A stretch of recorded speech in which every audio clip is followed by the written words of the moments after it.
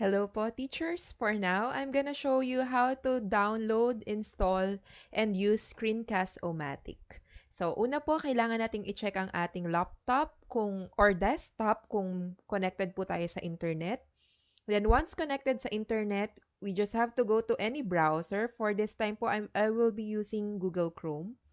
Yan. So, sa ating Google Chrome po, ang itatype po natin is screencast-o-matic.com/screen-recorder.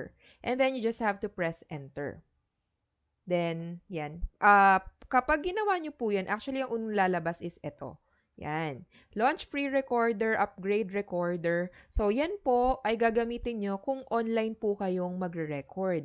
Kung hindi naman po, kung gusto nyo pong mag-work offline, we just have to scroll down, as in super down po. Medyo dulo, pero taas po natin ng konti. Ayan. Makikita nyo po yung need to work offline. So, ayan po yung button to download the screen recorder. Yan. Pindutin lang po natin yan.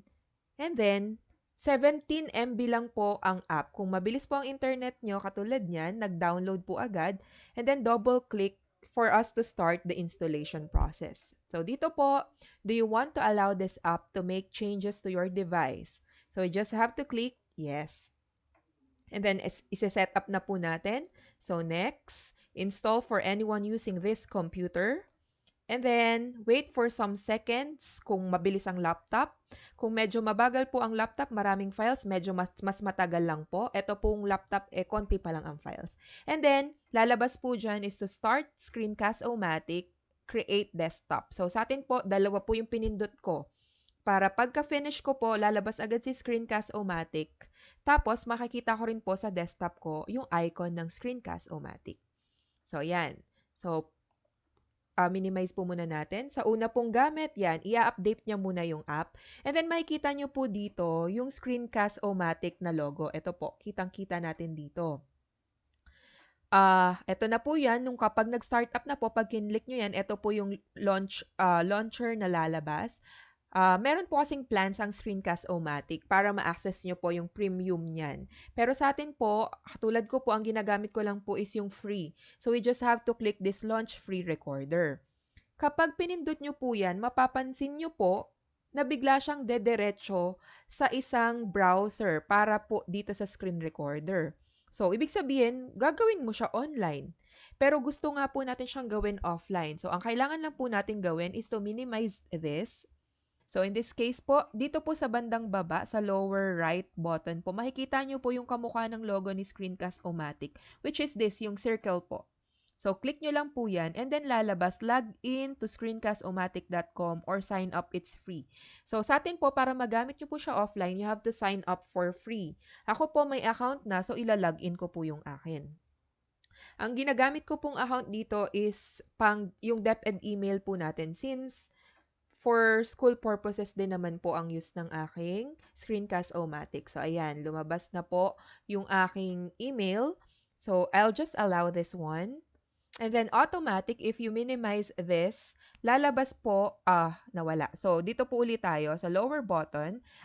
Patayin muna natin yung Wi-Fi para sure tayong gumagana. So, turn off the Wi-Fi. So, click lang po natin yung icon ni Screencast-o-matic. Yan, click nyo po.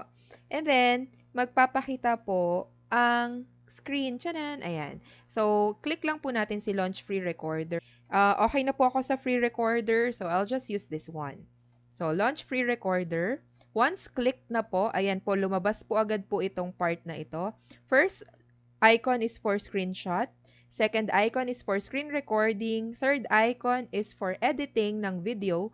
And fourth is for uploading your file. So, ngayon po, ang ipapakita natin is how to use the Screencast-o-matic screen recorder. So, click po muna natin yan. And then, ayan, una pong magpapakita, una nagpakita webcam. So, shy type ako, gusto ko screen lang. Ayan. Makikita nyo po yung dimension ng nire-record niya. Ayan pong nasa pinakataas hanggang dito sa baba. Pwede rin naman pong both kasi syempre, 'di ba, gusto po natin medyo makita naman tayo ng estudyante natin. So, ayan. So, meron po siyang maliit na picture dito. So, you can move this kung saan mo gusto ilagay ang sarili mo. So, ako lagay natin sa taas. Papansin lang. Kunwari, papansin ako dyan sa taas. Yan.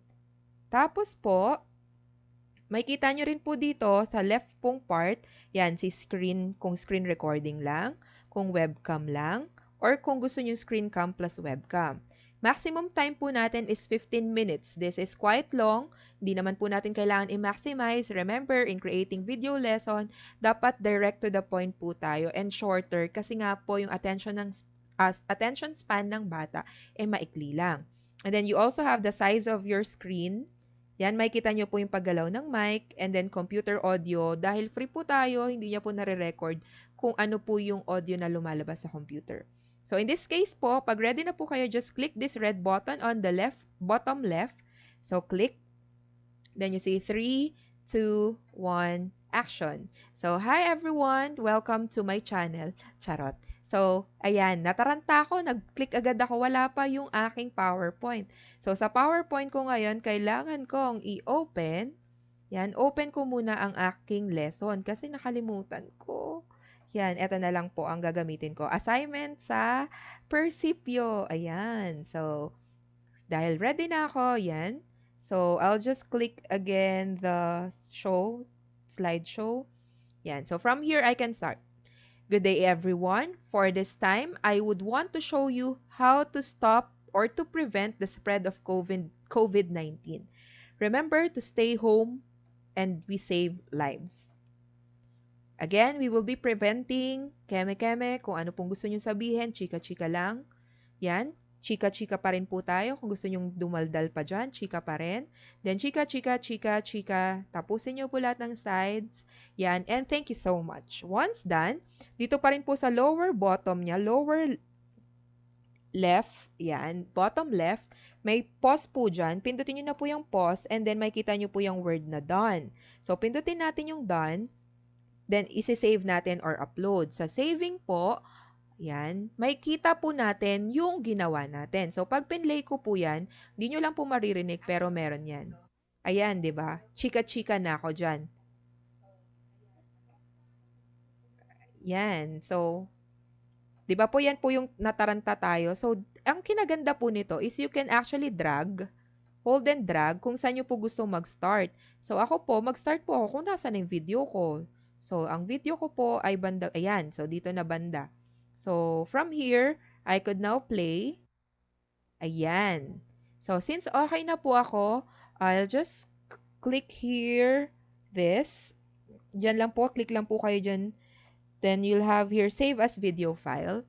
Then, lalabas po, MP4 format, recording number 4, at kung saang folder nyo po ilalagay. So, ako po, ilalagay ko po yan sa desktop para hindi po ako mahilo maghanap. So, okay po tayo sa desktop. So, publish. Medyo maikli lang po yung video ko, kaya dapat mabilis lang po ang pag-publish nito. So, the longer the video, the longer din po yung time na kailangan para ma-render yung video natin. Yan, 74%, 86%, and 100%. So, done na po yan. Pwede ko na pong i-close to. Close na natin. Close. Now, tignan natin yung recording number 4. So, kung meron ba, ayan. Ayan, kung makikita nyo po, eto na po ang aking video. So, ang nakakatuwa po dyan, nakuna na po ng buo. And as you can see po on the lower left, ayan po, meron po siyang watermark ng Screencast-o-matic. Hindi naman po masakit sa mata. Tandaan po natin, libre po natin ginamit ang Screencast-o-matic, kaya meron po silang watermark na ginagamit. And yes, that's how you use Screencast-o-matic offline.